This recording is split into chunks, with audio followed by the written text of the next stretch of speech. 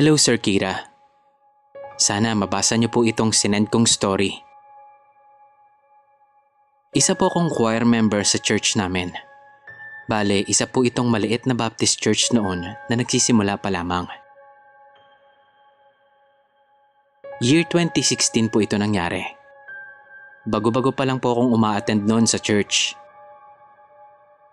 Meron po kaming isang churchmate noon na masasabi kong grabe yung dedication at faith niya. Si Kuya Ruel. As in, present po siya sa lahat ng activities ng church. Sunday service, mga gatherings, mga Bible studies. Member din po siya ng choir at siya po ang nagli-lead sa pagkanta. Mabait po si Kuya Ruel. Madaling lapitan, napaka-matulunging tao po niya. At kapag may church member na nagsistruggle sa buhay o sa pananampalataya, palagi po siyang nandyan para gumabay at dumamay. Kaya po, walang nag-akala na mangyayari sa kanya nakapangingilabot na pangyayari sa church namin. Sa hindi po inaasahang pagkakataon, namatay po ang bunsong anak ni Kuya Ruel. Nadisgrasya po yung service nitong tricycle noong pauwi na sila galing school. Nag-overtake daw po yung tricycle. Tapos, nabangga ng kasalubong nitong truck. Mahal na mahal po ito ni Kuya Ruel dahil unika iha po si bunso. Matapos po iyon, sobrang laki po ng ipinagbago noon ni Kuya Ruel.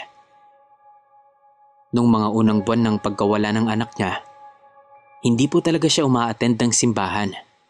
Hindi na po namin siya nakikita sa church o kahit makasalubong man lang sa daan. Pinipilit daw po siyang isama ng asawa at mga anak niya, pero ayaw daw po talaga ni Kuya Ruel. Para saan pa daw? Sino daw bang ipinupunta nila sa simbahan? Wala naman daw pong Diyos. Dahil kung meron man, bakit nito hinayaang mangyari iyon sa anak nila? Opo, Boss Kira. Nagkaroon po ng napakalaking lamat ang pananampalataya ni Kuya Ruel. Halos araw-araw din po siyang pinupuntahan ng pastor namin para damayan at paalalahanan siya na isa lamang itong pagsubok sa kanya. Kaya dapat na mas lalo siyang kumapit sa pananampalataya niya sa Panginoon. Pero mukhang malabo pa raw talaga ang isipan noon ni Kuya. Hindi pa raw talaga tanggap nito ang nangyari sa anak niya. Kaya nabubulagan pa ang isip at puso nito. Kaya naman po binigyan siya ng panahon ni pastor upang makarecover at mag-heal ng sarili niya. Mga ilang buwan din po ang lumipas, Boss Kira. At sa panahon po na yon, may mga nakukwento yung asawa at mga anak ni Kuya Ruel sa amin at kay pastor na parang lumalala daw ang sitwasyon nito. At parang nag-iiba daw po si Kuya. Para daw pong sinasakyan ng demonyo ang pinagdadaanan nito. Lagi lang daw po itong nagkukulong sa kwarto nila. Ayaw niyang binubuksan ng ilaw. Para daw ayaw nitong nasisinagan ng liwanag. Hindi na din ito halos kumakain o naliligo. Laging tulala. At ang nakakabahala pa raw, madalas pa nila itong mahuli na nagsasalitang mag-isa na para daw bang may kinakausap at nakakapangilabot daw po yung mga naririnig nila kay Kuya. Talaga? Kaya mong ibalik si Risa? Risa na lang po ang itawag natin sa bunsong anak nila Kuya Ruel, Boss Kira. Sumalangit po nawa yung bata. Hindi pwede. Wag sila. Wag na sila. Mga ganyan daw po yung nadidinig nila kay Kuya. Kaya naman po nagpasya na din si pastor na bisitahin na ulit si Kuya Ruel.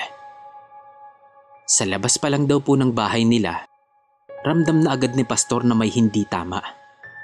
Parang ang init at ang bigat daw po sa pakiramdam ng bahay nila. Nung pumasok siya, Mas lalo daw pong lumakas ang presensya na parang nagkakasakit siya. Pero nung lumabas naman daw siya, wala naman. Doon na po nakumpirma ni Pastor na may malakas ngang presensya ng dyablo sa bahay nila Kuya Ruel.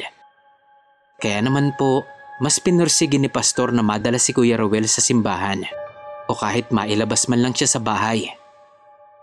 Kasi kung mananatili lang daw po siya doon sa bahay nila, mas lalakas ang kapit ng dyablo sa kanya.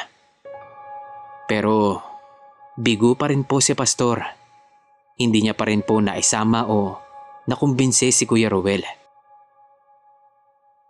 Hindi makapaniwala si Pastor sa nakita niyang sitwasyon ni Kuya. Napakapayat. Lubog ang nangingitim nitong mga mata. Nakakasulasok daw po ang amoy nito, pati na ng buong kwarto. Sobrang layo na daw po sa Kuya Ruel na kilala namin. Pagpasok niya, tinignan lang daw siya nito ng masama. At kahit anong sabihin at pagkausap ang gawin niya, ay tila wala itong talab kay Kuya Ruel. Hanggang sa nagpa siya na lang si Pastor na umuwi na. Pero nangako siya na babalikan niya si Kuya Ruel. Linggo po yon. Tanda kong halos kakasimula pa lang ng Sunday service. Kasi kumakanta pa kaming mga choir nun. Saglit po kaming natigilan sa pagkanta. Nung pumasok sa church yung asawa ni Kuya Ruel, kasama siya. Grabe po yung kilabot sa katawan ko nun nung makita ko si Kuya Ruel. Sobrang laki po pala talaga ng ipinagbago ng katawan niya. Medyo nakakatakot pa nga yung itsura niya kasi lubog yung mga mata niya. Tapos ang itim ng paligid. Pero masaya po ang puso ko noon na makita ulit siya sa loob ng simbahan. Nung nagpipreach na po si Pastor at kasalukuyang wino-welcome ang pagbabalik ni Kuya Ruel, bigla na lang po siyang hinimatay. Bumagsak po siya tapos nagkikisay sa sahig. Nagkagulo po sa church noon. Nilapitan agad ni Pastor si Kuya Ruel. Binuhat at ipinasandal sa kanya.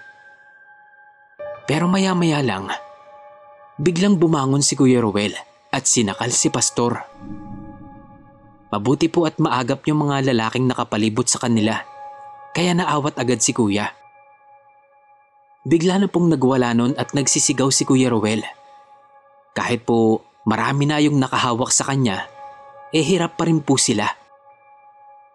Agad pong kinuha ni Pastor yung Bible niya at binasahan ng Bible verses si Kuya Ruel. Nire-rebuke niya po yung sumanib kay Kuya. Tapos kami naman pong mga nakapaligid sa kanila, nagpray po kami para kay Kuya. Habang nagbabasa po ng Bible verse si Pastor, nagsalita po si Kuya Ruel.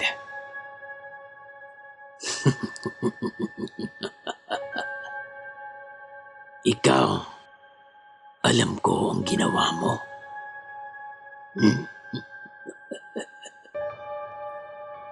Kinukumusta ka nga pala ng mga anak mo.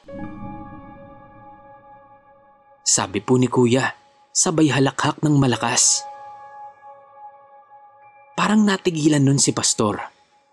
Pero ipinagpatuloy niya lang ang pagpapalaya sa diablong nakasabi kay Kuya.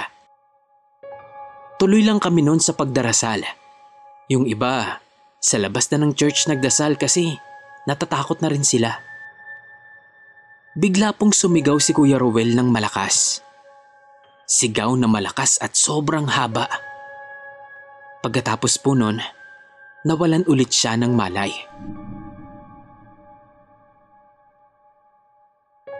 Agad po nilang inihiga si Kuya Ruel sa mahabang upuan. Tapos tinawagan po ni Pastor yung iba pang pastor na kaibigan niya para magpatulong sa sitwasyon ni Kuya Ruel. Mas matatagal na po kasing pastor yung mga yon. Ito pong susunod na nangyari, wala na po ako nito sa church. Nakauwi na po kami nito nila mama. Madilim na daw po nang magkamalay ulit si Kuya. Kinumusta siya nila Pastor, tapos ipinag-pray over. Nung mukhang kalmado na po talaga si Kuya, at sa tingin nila nasa katinuan na, saka pa lang daw po siya in-interview nila Pastor. Matapos nun, sumama na rin sila nun sa bahay nila Kuya Ruel para i-bless yung bahay at ipag-pray over. Tapos nag-Bible study rin po sila doon. Parang doon na nga rin daw po ata natulog sila pastor nun. Bale, 4 po silang pastor, tapos ilang mga lalaking members. Naging okay naman na po si Kuya Ruel pagkatapos ng pangyayari na yon. Pero hindi na po siya kasing active ng dati. Parang mas pinaglaanan niya na ng oras yung pamilya niya mula nun. Sama-sama pa rin naman po silang uma-attend ng Sunday service at mga Bible studies. Pero yun nga po, hindi na tulad ng dati ang presensya ni Kuya Ruel sa church. Sa ngayon po, ang balita ko lumipat na ng bahay sila Kuya Ruel. Kaya malamang na sa ibang church na rin siya nag-a-attend. Wala na rin nga po pala yung church na yun doon. Lumipat na po ata sa mas malaking pwesto. Siguro napapatanong po kayo yung tungkol doon sa sinabi ng Diablo kay Pastor. Nung nasa high school pa daw po si Pastor, nabuntis niya po yung kasintahan niya noon. Pero dahil takot sila sa tatay ng babae na pulis pala at dahil na rin sa mga bata pa din naman sila noon, ipinalaglag po nila yung bata. Ang masama po nito, hindi lang isang beses yon, 3. 2 beses po niyang nabuntis yung anak ng pulis. Tapos may isa pa siyang babae na nabuntis na nakainuman niya lang daw. Dahil sila pa nga nung anak ng pulis, ipinalaglag din po nila yung baby. Ayaw pa nga daw sana nung babae. Lalayo na lang daw sila. Pero dahil nga sa takot ni Pastor sa tatay ng jowa niya, pinilit niya po yung babae na ipalaglag na lang yung bata. Hindi po isinesekreto ni Pastor yan. Sabi niya nga, talagang maloko siya noon nung bata pa siya. At isa po yan sa mga testimony niya sa kung paano siyang binago ng Panginoon at tinawag sa pagpapastor. Hanggang dito na lang po, Boss Kira. Sa susunod po, magsisend ulit ako ng story. Pero sana mapasama po ito sa mga story sa channel nyo. Salamat po and God bless us all.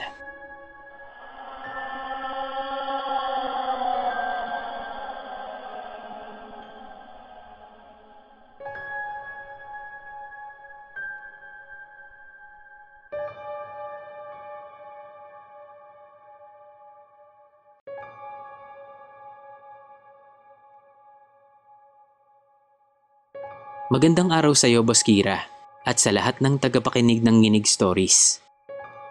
Ako po si Owen, 27, taga Navotas. Kwento ko lang po itong karanasan ko na recently lang po nangyari. Binyag po yun ng pamangkin ko, anak ng bunso kong kapatid na babae. Isa po ako sa mga kinuha niyang ninong. Simple lang naman po yung selebrasyon. Hindi na pinabongga yung handaan para makatipid kahit paano. Bilang lang din po yung mga inimbita.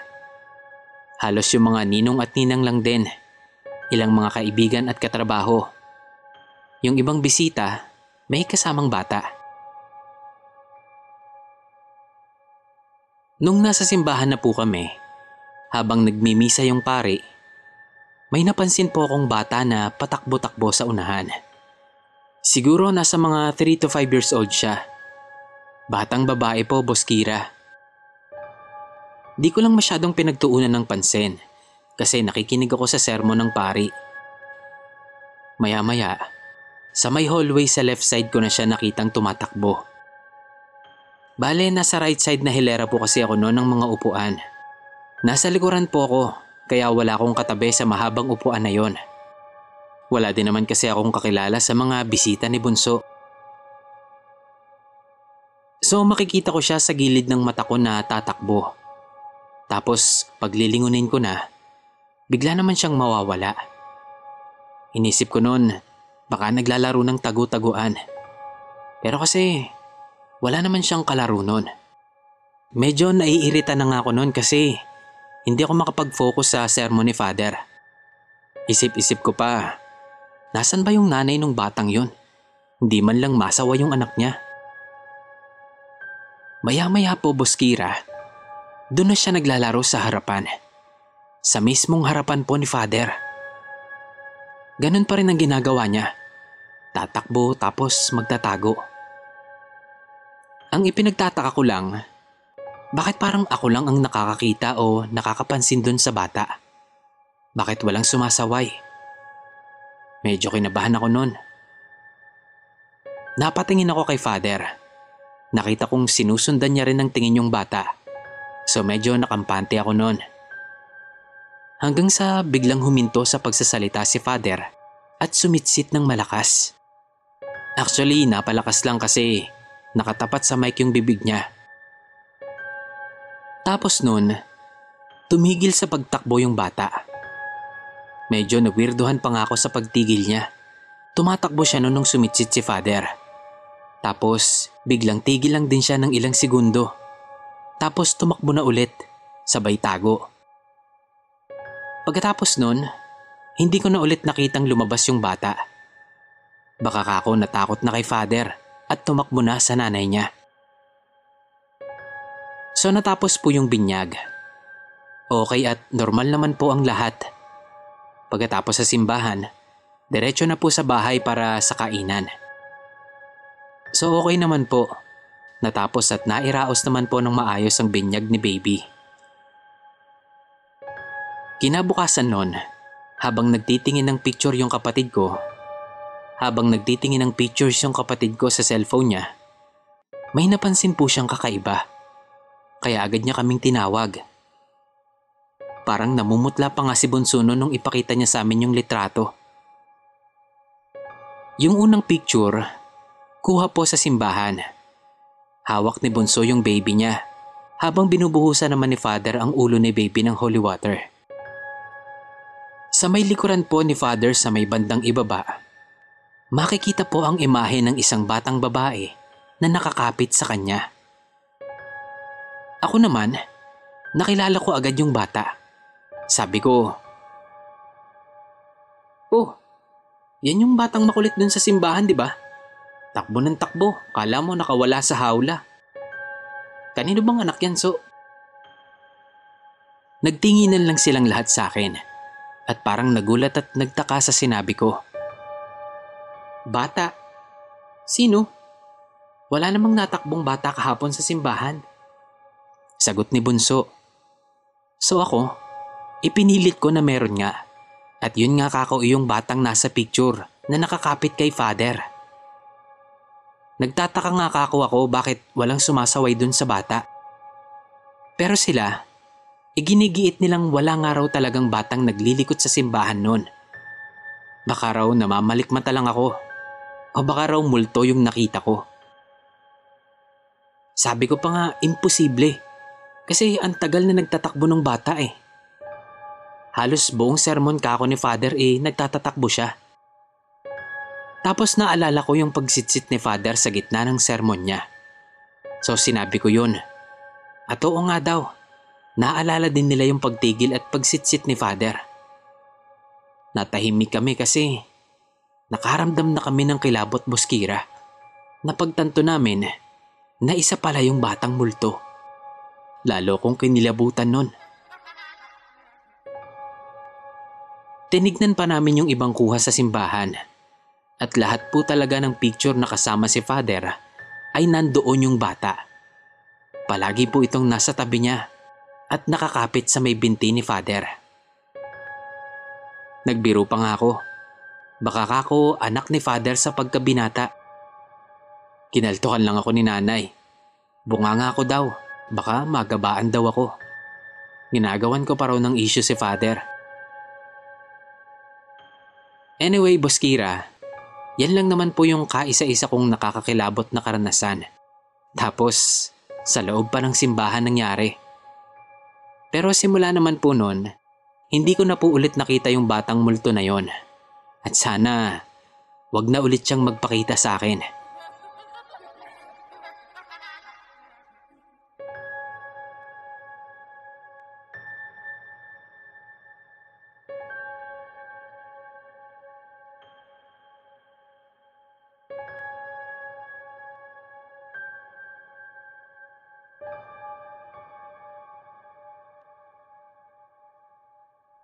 Tawagin mo na lang akong Domas. Ang ikukwento ko sa inyo ay nangyari sa aming probinsya. Maliit na komunidad lang ang barangay namin at halos lahat ay magkakakilala noon. Ngayon kasi, malaki na ang populasyon sa lugar namin. Marami ng mga bagong muka at marami ring mga bumibisitang turista, lalo na pag summer. Noon, tuwing linggo ay halos sabay-sabay kaming magkakapit-bahay na nagtutungo sa simbahan. Kumbaga, parang banding na rin naming magkakabarangay yon. Maliit na simbahan lang ito na pinamumunuan ng aming pari na tawagin na lang nating Father Ben. Meron siyang assistant noon na siya ring nagsisilbing tagapangalaga ng simbahan. Tawagin na lang natin siyang Mang Julio. Masipag si Mang Julio.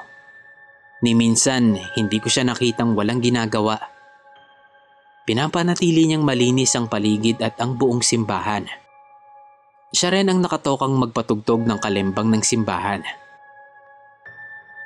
Tuwing Lunes hanggang Sabado ay 2 beses niya itong pinapatunog.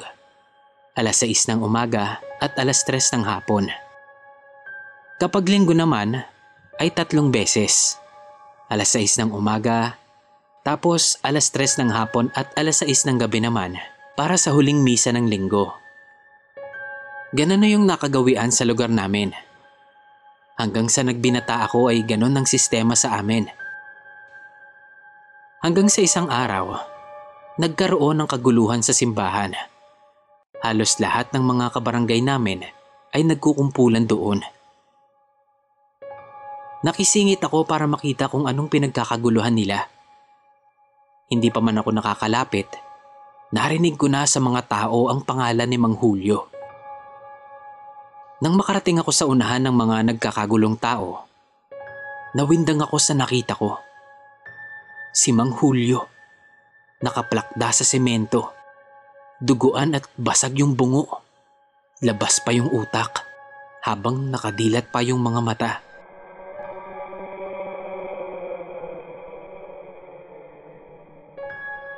Hanggang ngayon nga, malinaw na malinaw pa sa isip ko yung itsura na yon ni Mang Julio. Masuka-suka ako nun sa nakita kong lagay ni Mang Julio. Kaya naman agad akong lumayo sa kumpulan ng mga tao at tumakbo sa plaza para magpahangin. Mga ilang minuto pang nagtagal ang katawan ni Mang Julio doon bago na asikaso. Hinintay pa kasing makadating ang mga pulis at ambulansya. Hindi makapaniwala ang buong barangay namin sa nangyari sa tagapangalaga ng aming simbahan. Marami ang naghinala na nagpakamatay si Mang Julio at tumalon ito mula sa tuktok ng simbahan dahil nahuli ang asawa niyang nangangaliwa. Matapos po kasi nung insidenteng iyon, parang bulang naglaho ang asawa ni Mang Julio, pati na yung pinaghihinala ang kalaguyo nito. At simula nga po nun, wala nang nakakita o nakabalita sa kung saan man naroon ang mga yon. Ilang buwan ang nakalipas mula nang mamatay si Mang Julio, ay nagkaroon po ng ilang mga kababalaghan sa barangay namin. May mga nakakita daw po sa lalaki sa loob ng simbahan na tila naglilinis. Minsan may mga nakakakita sa taong nakatayo sa harap at nakatingala lang sa simbahan. May mga nagkukwento pa na sa gabi raw, kapag nadadaan sila doon sa simbahan, ay may naririnig silang nagwawalis. Kapag lilingunin nila, wala naman daw silang makikitang tao. Siyempre ang hinala ng lahat ay si Mang Julio po yun. Hindi ko po naranasan na mapagpakitaan ni Mang Julio, pero may pangyayari po na talagang nagbigay ng kilabot sa aming lahat noon. Bale, nung nawala nga po si Mang Julio, may mga nagboboluntaryo lang na magpatunog ng kampana bilang panawagan para sa misa. Bale, tuwing linggo na lang po yun. At dahil hindi naman sila sanay, hindi nila nakukuha yung ritmo na ginagawa ni Mang Julio noon. Nasa huling misa na kami noon para sa araw ng linggo na yon. 6:00 ng gabi.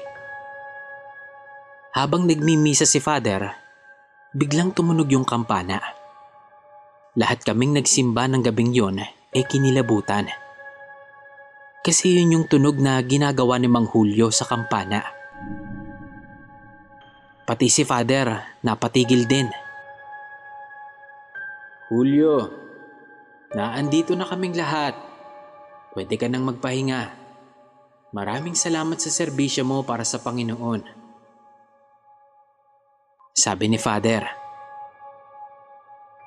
Tinapos lang po ni Father noon ang homily niya.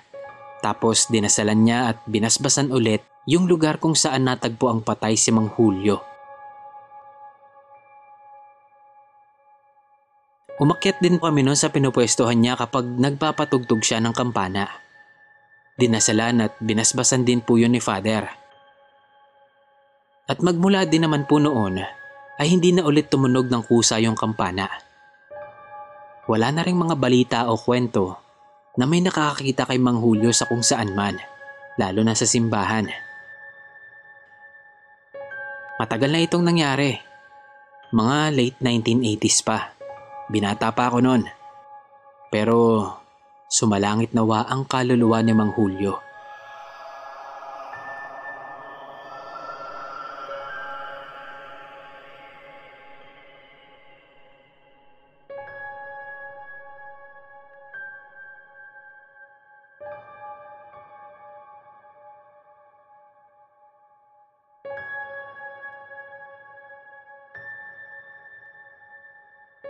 Hello Sir Kira. Maikli lang po ito. Gusto ko lang pong i-share itong karanasan ko. Tawagin niyo na lang po akong Riza.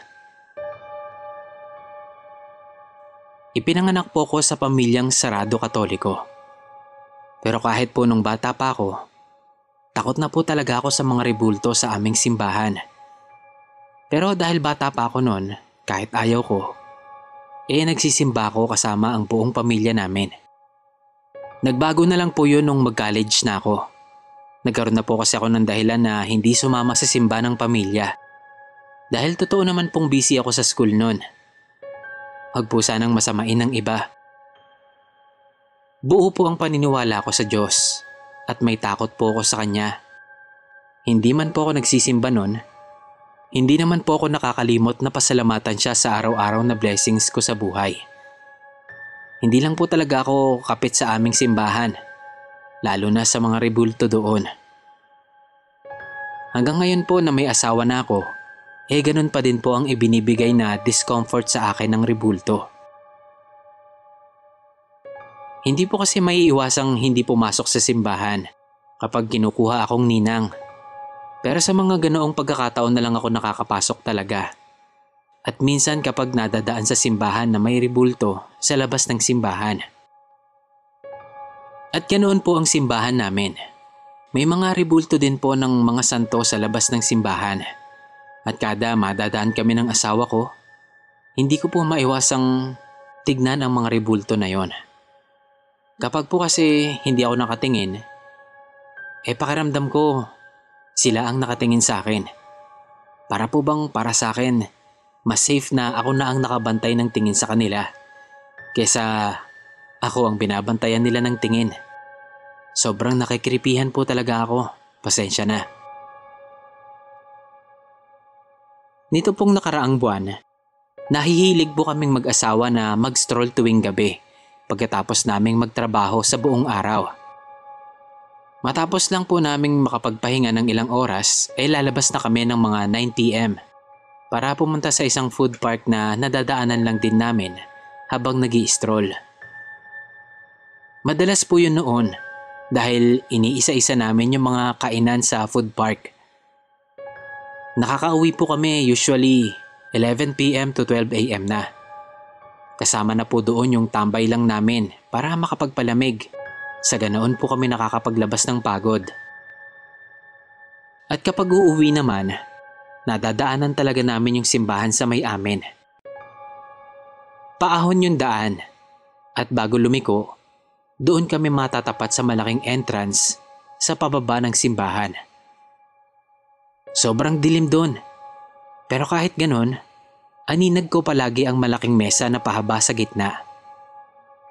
Tapos sa paligid po noon ay yung mga lumang rebulto ng simbahan.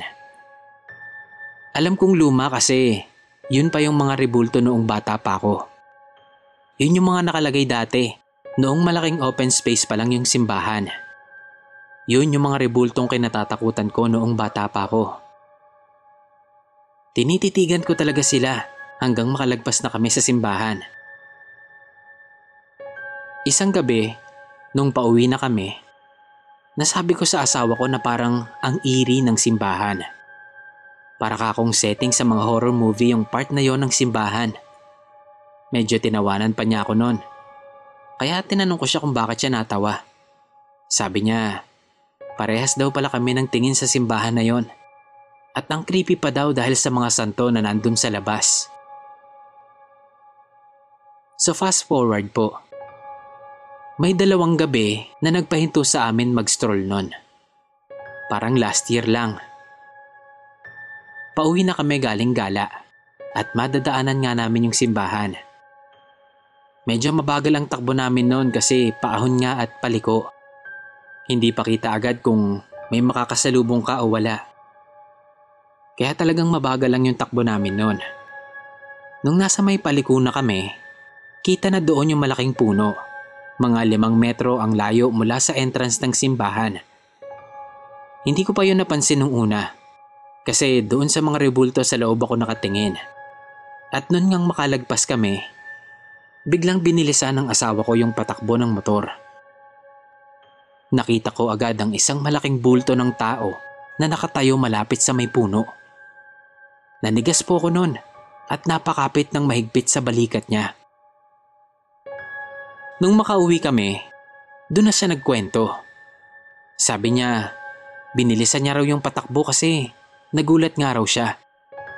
May nakita raw siyang bulto doon sa may puno at masyadong malaki yon para isiping tao lang yon. Hindi na din daw niya kinumpirma pa kung ano yon. Basta pinaharurot niya na lang agad yung motor dahil sa gulat.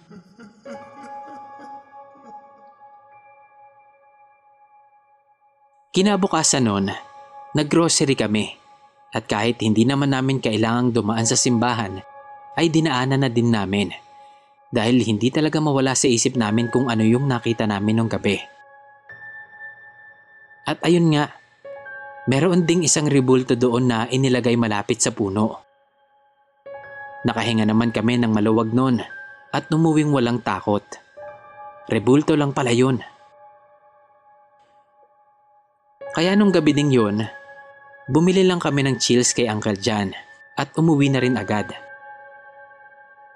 Madadaanan ulit namin yung simbahan, kaya todo kapit ako sa balikat ng asawa ko. Sinabi ko kasing medyo bilisan niya ang pagdaan namin doon. Titig na titig ako doon sa mga rebulto sa loob, hanggang madako ang paningin ko sa malaking taong nakaupo sa may lamesa. Hindi ko kita ang itsura, pero alam ko talaga na masyadong malaki yon para sa isang pangkaraniwang tao lang. At sa gulat ko, bigla itong lumingon sa gawin namin, malapit sa puno. Napaiwas ako ng tingin at napadapo naman ang mata ko sa rebultong malapit sa puno. May ilaw na siya noon sa may paanan, kaya kita ko na yung mukha ng santo. At kitang-kita ko rin kung paanong gumuhit ang luha sa mukha nito. Nanigas na lang talaga ako noon sa pagkakaangkas ko hanggang sa makauwi kami ng asawa ko. Sinabi ko agad yun sa kanya pag uwi namin. At ang sabi niya, hindi niya raw nakita yung rebulto na nasa labas, yung sa may malapit sa puno. Pero yung bulto ng malaking tao na nakaupo sa mahabang lamesa ay nakita niya raw. At habang papalapit daw kami ng papalapit, ay mas nasisiguro niyang nakatingin din sa amin yung nilalang na yon. Medyo nahagip pa nga raw ito ng ilaw ng motor bago lumiko. Binilisan pa nga raw niya yung patakbo noon dahil talagang nangilabot din siya sa nakita niya. Halos maiyak na lang ako sa takot. Hindi ko alam kung meron ba talagang ganon sa mga rebulto ng simbahan. Sa totoo lang, Sir Kira, parang nakita ko pa nga po yung paggalaw ng rebulto. Kaya lang, hindi ako ganun kasigurado dahil baka nadala na lang din ng takot. Pero simula nga nun, hindi na kami masyadong lumalabas sa gabi. At kung lalabas man kami, umiikot na lang kami doon sa mas malayong daan. O di kaya minsan, sumasalubong na lang kami sa one-way kapag walang bantay. Hanggang dito na lang, Sir Kira. Hindi ko po gustong siraan ang simbahan o sirain ang paniniwala ng mga Katoliko. Hindi man po ako nagsisimba, ay may respeto po ako sa paniniwala ng bawat tao patungkol sa kani-kanilang mga relihiyon. Ibinabahagi ko lamang po yung naranasan ko. Kung meron man po akong na-offend na tagapakinig ninyo, pasensya na po. Hanggang dito na lang po, Sir Kira. Maraming salamat po. God bless.